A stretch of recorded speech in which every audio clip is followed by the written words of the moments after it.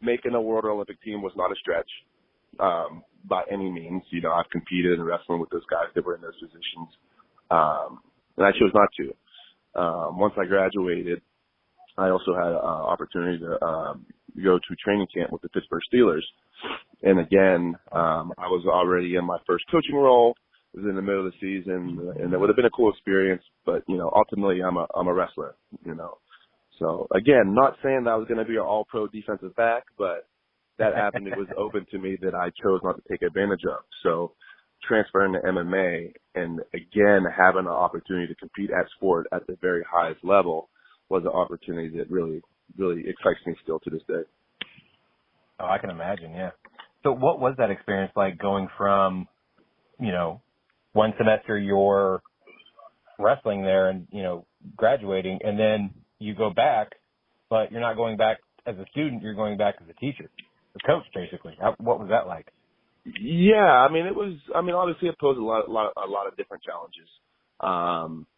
And really the biggest challenge was really just me understanding how to be a professional coach, you know, and then dealing with the athletes, you know, like I said, former teammates and stuff like that. You know, once you establish what your professional and coaching identity is, then how you deal, regardless of relationship with your athletes or players, you know, that kind of coaching personality, at least in my mind, should kind of take over anyway. So, but it was, I don't want to say it was hard, but, you know, obviously it's such a dynamic situation with all the things we mentioned and talked about that, you know, if you really want to do a good job, these are things that you have to be aware of and, you know, be able to negotiate. Who are some of your coaches that you kind of model yourself after? I was really lucky from a coaching standpoint to be coached by a lot of good coaches. I mean, my dad coached me all the way up to I was in high school. My dad was probably the best coach I've ever had. Nice.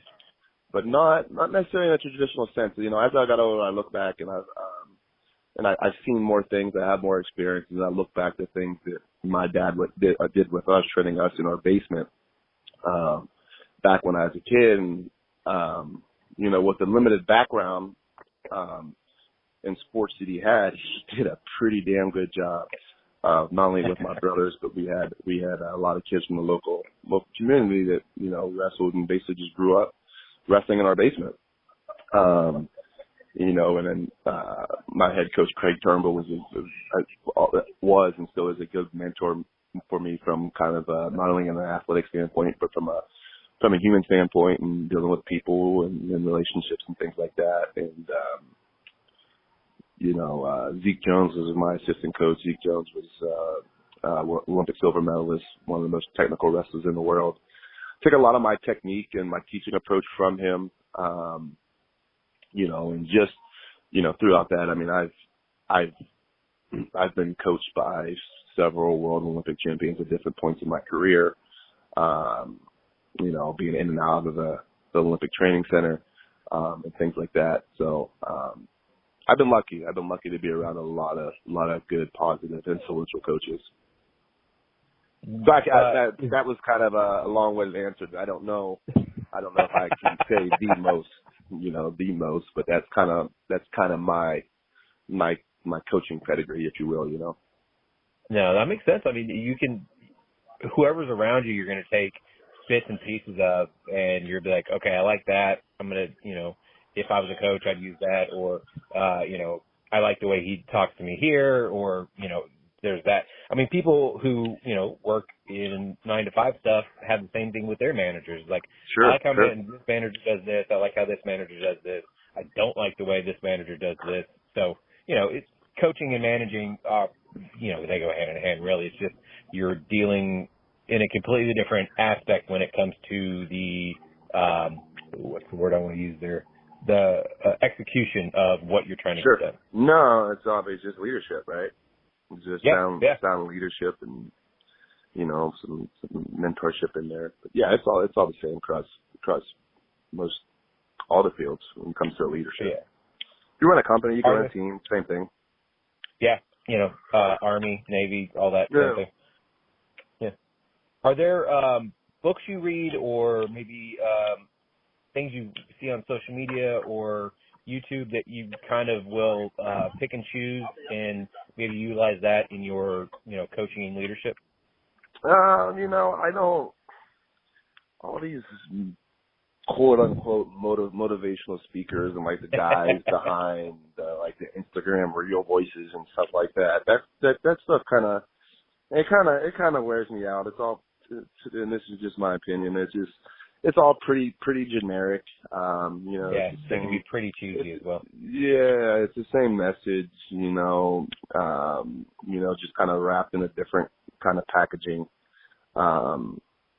So I don't, obviously I do find inspiration in those things from time to time. I think unfortunately some people kind of really use those types of things to kind of lead and dictate their entire lives. The Instagram real quotes, you know what I mean?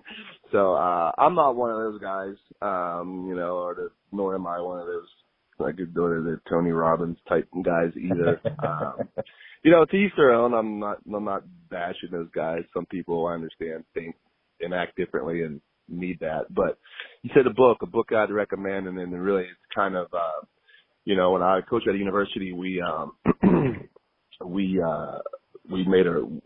made our whole entire team read The Art of Learning by Josh Waitzkin, and I still refer it back to this day. But it's a really cool story. Is the kid in the story was the guy in the movie. Josh Waitzkin wrote it of searching for Bobby Fischer. Oh, yes. Yeah, he became a chess grandmaster world champion. And then after that, he decided to direct his energy to Tai Chi. So he went on and became a world champion in whatever type of Tai Chi discipline.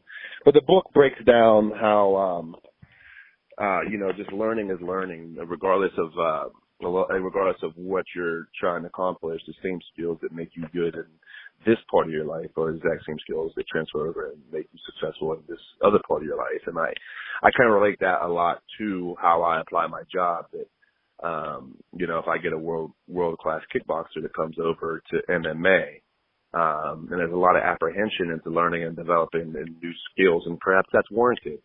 But they often miss that, the same things that made you a successful world champion kickboxer are the same skills that are actually going to make you, could make you a good MMA fighter. You just identify a couple, 2 or 3 different specific areas of things, and you draw those circles and you live inside those circles, and it's no secret through repetition and refining the learning process that, things hopefully work out. Yeah, it is. I mean, obviously, I imagine you see it on a regular basis as well, that so many people learn different ways. Like Some people, they could just read it and they got it. They're good. Some people you got to audibly tell it to them. Some people you have to physically show it to them. I imagine that wearing those different kind of hats when it comes to being a coach is very interesting, and probably keeps you on your toes on a regular basis too.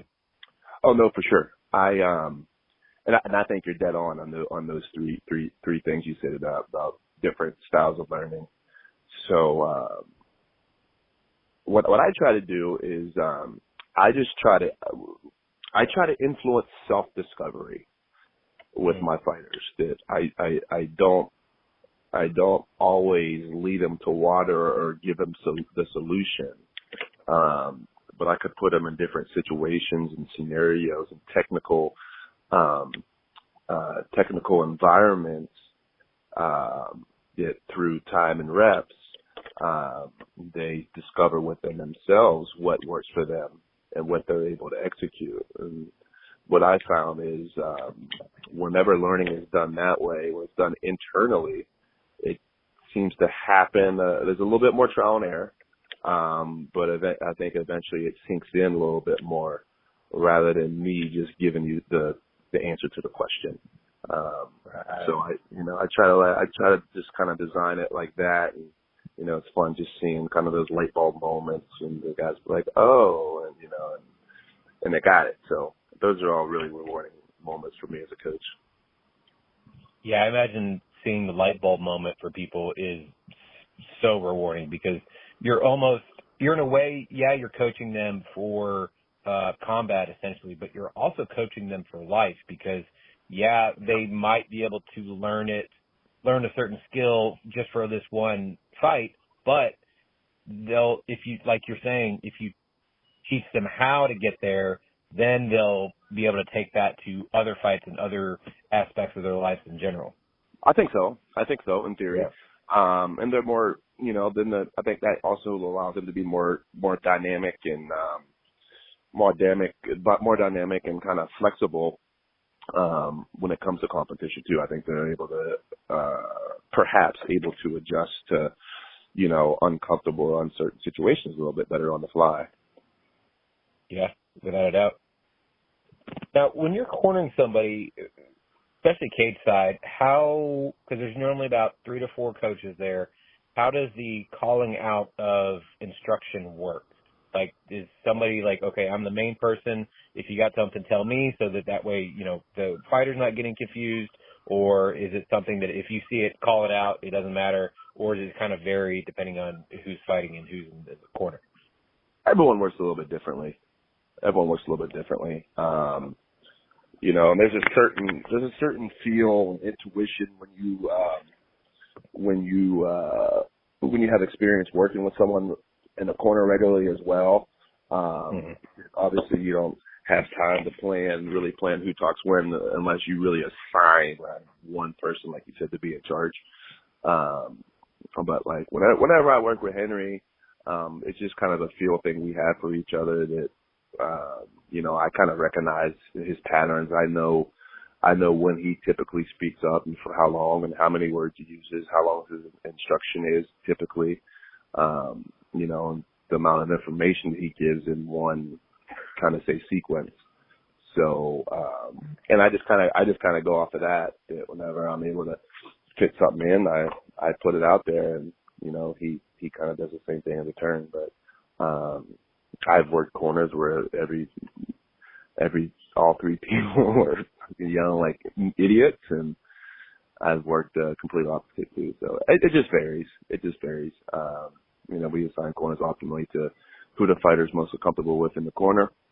And it's our coach's job just to adjust to how it delivers. But yeah, so it varies. Okay. Yeah, I was always curious about that. And then I imagine also some people use code as well because obviously if the other guy hears what their opponent corner is saying, they can counter it as well. So, yeah.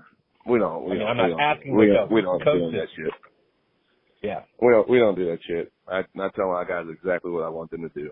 It's what I find myself doing a lot too is I yell out more positional stuff when it comes to wrestling rather than executing a specific action or a specific move. Get your head up, run your feet, get your back strong, like things like that, rather than sitting there and kind of playing a video game with them. I have heard that from certain coaches that it's kind of like playing a video game when it comes to telling the fighter what to and what not to do. Yeah, all that's I don't know, just too much for me. I really believe that the least most important important aspect of my job is on fight night. I think being in the corner of the fight is extremely overrated. I don't think that I could necessarily win a fight for a guy in a cage. I think I could certainly lose a fight for him. I don't think I could be the difference in winning the fight. I don't want to, overestimate my importance or my knowledge as I sit there watching you getting punched in the face. That part's on you. You know what I mean? But yeah, that's just kind of how I view it. It's fun. It's why we do it. It's kind of, we live for that competition and that fight and that energy. And we gotta do and we should do a good job at it. I just think there's a lot of things that I do that are much more important and impactful than sitting there on fight night. Right. You kind of touched on it